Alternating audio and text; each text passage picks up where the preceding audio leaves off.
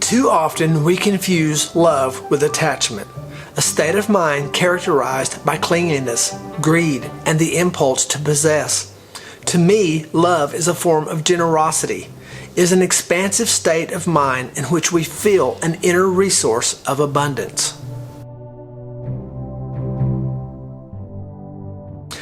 In love, we are able to access our inner resource of self-care and compassion to understand a deeper and more universal sense of connection and presence. In attachment, as I'm using the word, we feel our vision fixated, projecting all of our expectations for what fulfillment might feel like onto some object of our attention. We become lost in tunnel vision.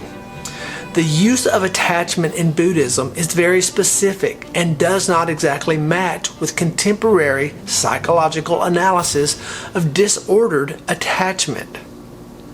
To love, we must observe and understand the concept of self.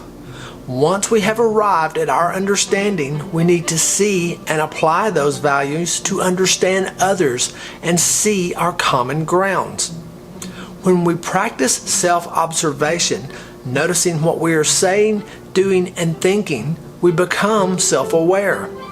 When we are self-aware, we realize that we have choices. When we recognize that we have choices, we become powerful. The power to create healthy relationships is hugely related to our ability to choose words, thoughts, and actions that support loving kindness, clarity, respect, and responsibility. If your target is a harmonious relationship, practice constant self-observation. Pay attention.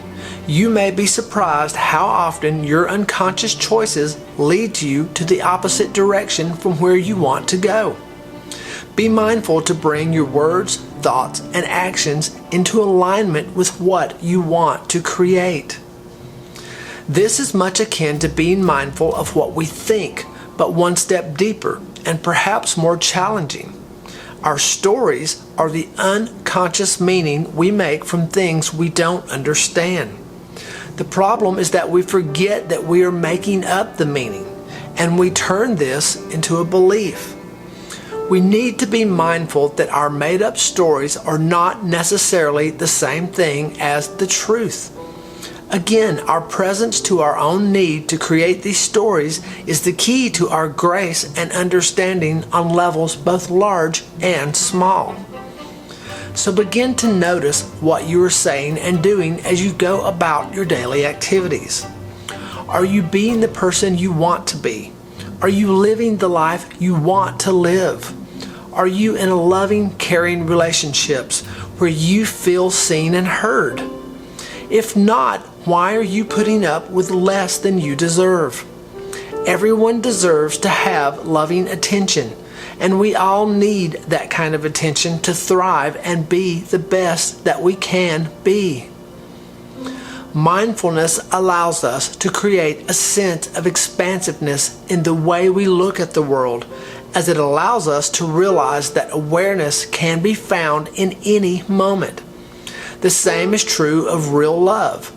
We are not lost in a single-pointed fantasy about the object of our infatuation, nor are we overwhelmed by despair.